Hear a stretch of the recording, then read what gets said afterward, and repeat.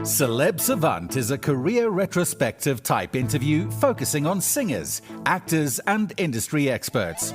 Join Barrett Edelstein now as he dives into the entertainment world.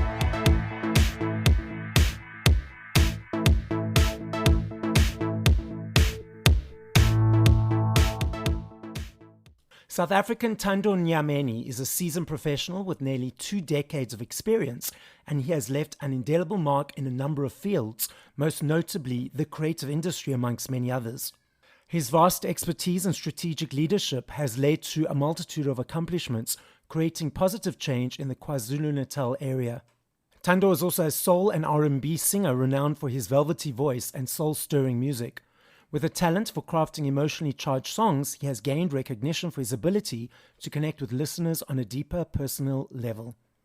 Up next to discuss his behind-the-scenes creative journey and his music career, we are joined on Celeb Savant by Thando Nyameni.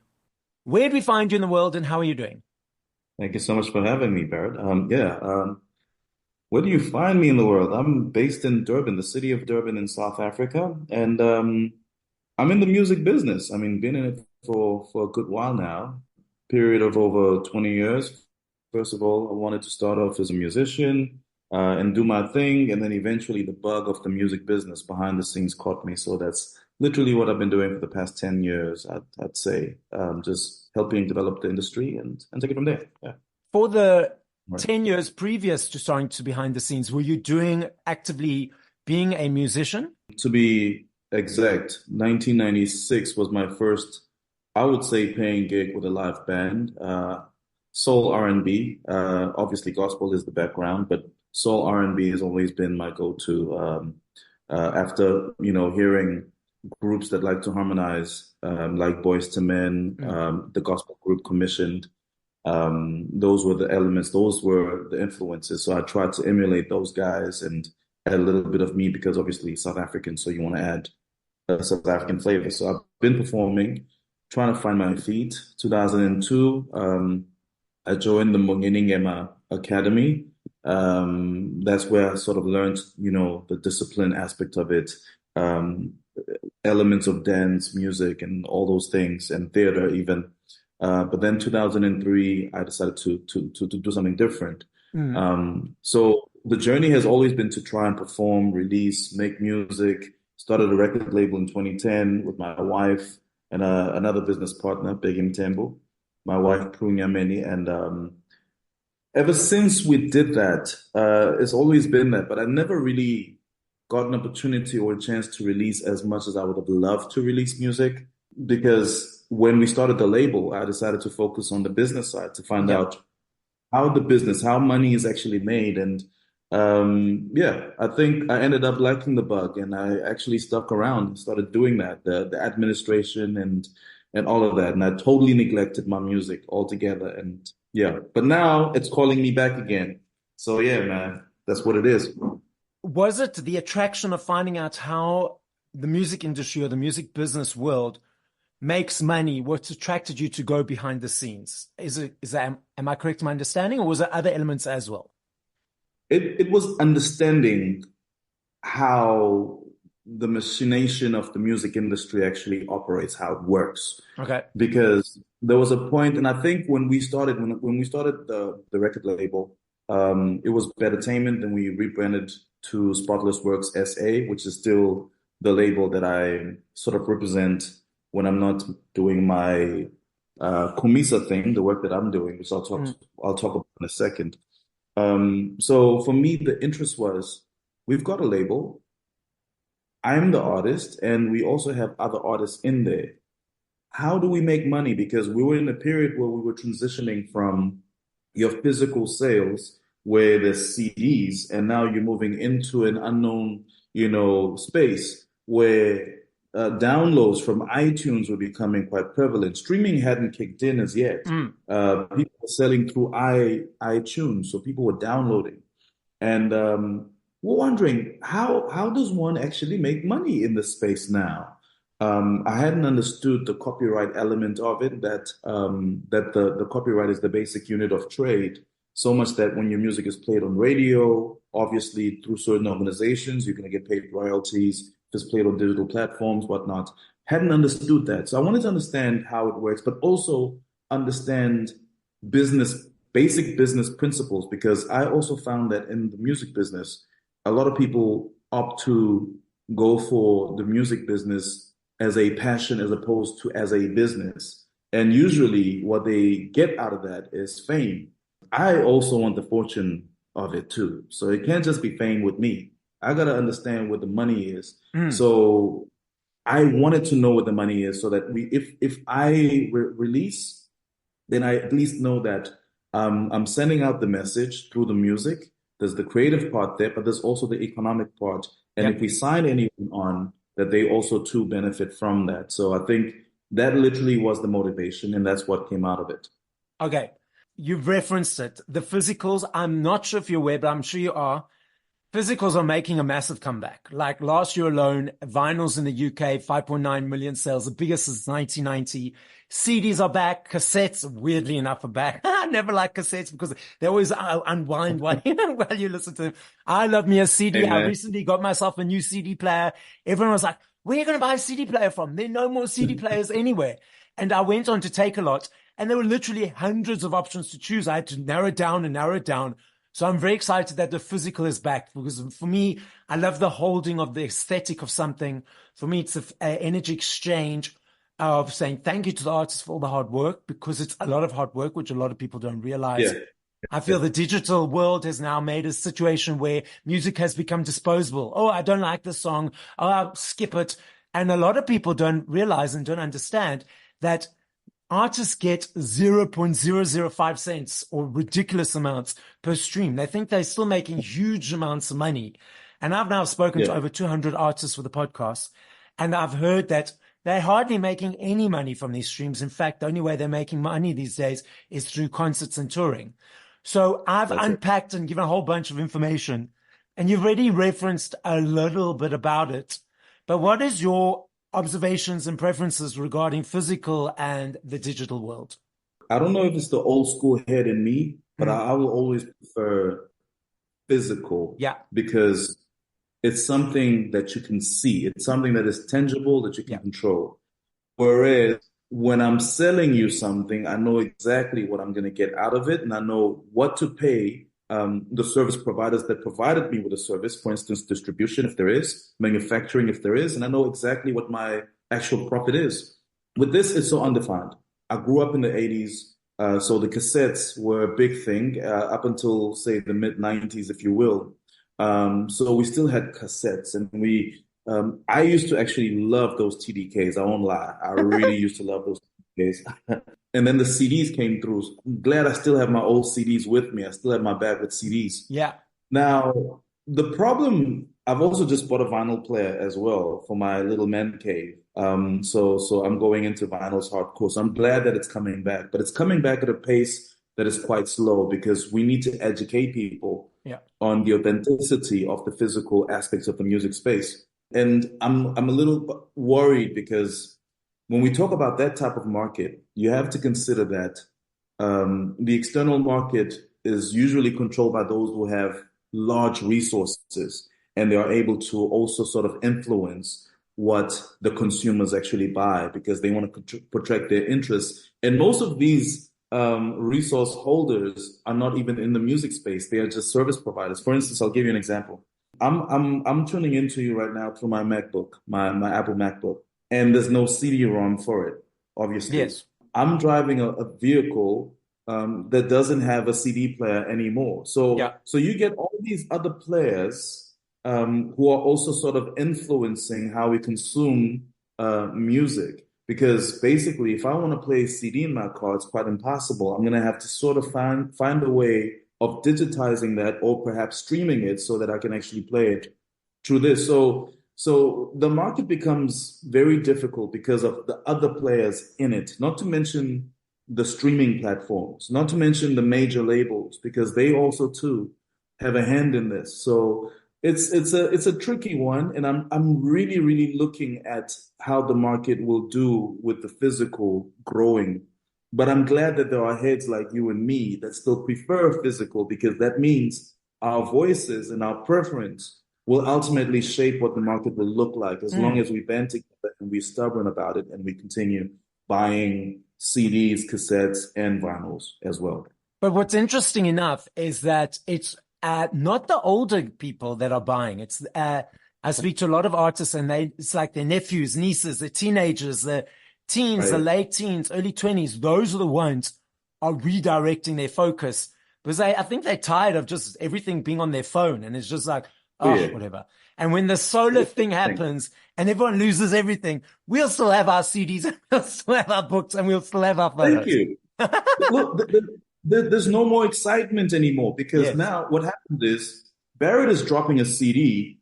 I'm like, oh, okay, great. Let me open my phone and download Barrett's music. There's no excitement of me going to a musica and standing there in the line to actually get the product. Yeah. And also get Barrett to sign my CD, or even for me to actually open up the page, the sleeve, and just see who Barrett is thanking, because it becomes a personal relationship.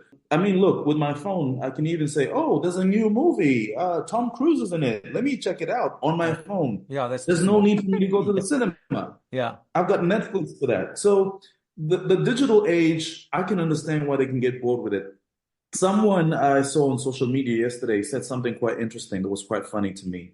And that was, he was basically talking about food, just cooking. Yes. And saying that people in today's period, in the modern era, they've sort of changed how we do things or how we look at things so much. Because if you look at it now, I think the video there's a person who was frying eggs, but using water to do that. And the guy's like, man, look, it's either you boil it or you fry it using your preferred type of oil. And he said, what was interesting was, one day, because everyone is changing how we consume things and how we do things because of the digital world and the free world, so they say, one day we are going to keep, maybe just archive how we used to do things, how we used to consume music, how we used to cook eggs and fry them. Archive that, put that in a time capsule, and then maybe release it in the next 100 years and let them rediscover how things were done originally and see just how exciting those ways used to be. Yeah. Absolutely. You've got your own record label. Let's dive into all the other elements that you do in the entertainment and music world. Right. So, apart from me, well, I think just for the sense of completing my introduction. Yes. I'm a musician, first and foremost, a songwriter. I sing in the R&B/soul genres and more old school type. Especially if you think about your 90s R&B, that's where I come from. That's my era. That's what I love. But from the stuff that I do beyond the music release and all of that, and the business side that I talked about, I decided to join an incubator, a business incubator, so that I can understand the principles, the basic principle of business. And that was the name of it was Shanduka Black Umbrellas. And from that experience, I understood how to actually run my music business, but from a sense of the business side of things. So much that our business was awarded in 2012 with 2 Enterprise Development Awards in the KZN region. I think it was most jobs created at the time. We came 3rd place, and then we came 1st place as best performing company. Then the following year, 2013 was it, we were awarded with best performing company on the National Enterprise Development Awards by Shanduka Black Umbrellas. And we came 3rd place there nationally, and the award was presented to me by the president of the country himself. So for me, that journey was quite interesting for me. Then obviously, because of the work that we were doing and the administrative work, because we started focusing on teaching people how money is actually made in the space. After the final award, there was an organization. I found out about an organization in KwaZulu-Natal, KZN, that had started in 2009, but the people who started it weren't sure how to actually get it on the road.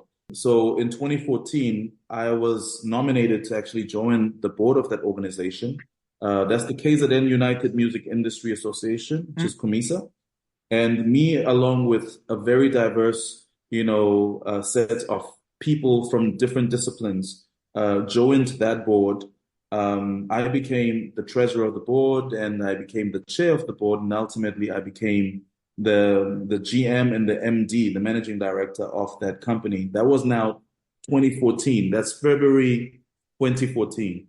So ultimately, I'll be doing 10 years at Comisa, 2 of them in the board, and 8 of those sitting as the head from the operational space as the managing director. And there, the task that we have is to find out, to do research to find out where the income gaps are in the music sector. Why is it not professionalized? Why is it not growing the way that it should grow, so that we can start playing in a much bigger field? And we found that there's a huge knowledge gap. There's a huge knowledge deficit. A lot of people don't know about where the money actually is. That yes, you do your live performances, you do your touring, but what about the copyright element where your music is played on radio, on television, on retail stores, and you're performing it live in concerts? Do you know that you are supposed to be paid by Sambro a performing royalty each time your music is played in these platforms? Each time you perform it live in a platform that is actually licensed by Sambro? Did you know that Capasso is supposed to be paying you for your mechanical and digital rights for the very same song? Did you know that Sampra or Impra is supposed to be paying you each time your song is played in platforms that are licensed by them for needle time rights? And did you know that your song can be also paid each time it's playing, your music video is playing in licensed platforms by Risa Audiovisual or Echo? We found out that, wow, apart from my live performances, I could still earn 4 times for the same song, 4 different times for the very same song. Oh, wow. That became our life's work to actually let people know, to train music publishers, to train real artist managers, to provide opportunities, and to enable people to join the full music market and be effective in it, not just as performers who are looking for fame, but for people who will balance the equation, get the fame, get the fortune, go home, live your life. So that's what I've been doing for the past 8 years, empowering a lot of people. And I'll tell you now, we've got lots of artist managers that we've established who are doing great things, music publishers who are working in big companies. I mean, we got Sheer Publishing asking us at one time, who do you have that we can take as interns or employees? They ultimately took 3 of our students and employed them permanently. So for me, those are the good stories. That's you shaping the industry and making things matter. Now I'm trying to go back into taking the microphone and singing in front of people as well. Don't know if I still got it, but I'll figure it out. I'm sure you do. Okay, so now what inspires you and motivates you? I know it's been a period of gap between creating music, so I know it might have changed from then to now, but what invigorates your creation of music? Before, when I was writing to release, writing to record, release, and be out there, it used to be, realizing that you've got this talent and you've got this insight and you've got the style of writing, and you also have people that you look up to whose music sort of sounds like yours, or your music sounds like theirs. So for me, that used to be the inspiration to be the best that I could be, because in my space where R&B is concerned, I used to think I could body a whole lot of people. I could get out there and just do my thing and kill everyone, but also get my message out. I got born again, and then the message changed. It was like, okay, let's be motivational. Let's do out there. Let's go help. Let's do the Lord's work. Let's get people in. It wasn't gospel music. It was literally motivational music. But then I stopped. So what is my motivation now? What inspires me now? Now that I'm back, I feel like when I look in my rearview mirror, the things that I've learned, life is a whole lot different now than when I started at 16 to where I'm actually now in my 40s. And I'm thinking, I've seen a lot of things. I've experienced a lot of things. I've made so many bad decisions. I have made so much that I've learned from, though. I've got things that I used to regret. But those things are life's lessons that have shaped me into being the husband I am, the father I am, and just a good person in society who has ethical and moral values. And we need more people like that. But that's my journey. This is how I got there. And I want to share that with people in hopes that they will get something. So my motivation is getting my voice to do something. And even if it influences and maybe it gets to just one person, I know that my job will have been done because maybe I will have just saved that person's life through God's grace. So that's what my motivation is now. And that's where I'm going with this. I know it's early days, you're just starting out again. So do you think it'll be an accumulation of a whole body of work like an album, or you're just going to feel it and see how things go? It's definitely going to be a whole body, and I'll tell you why.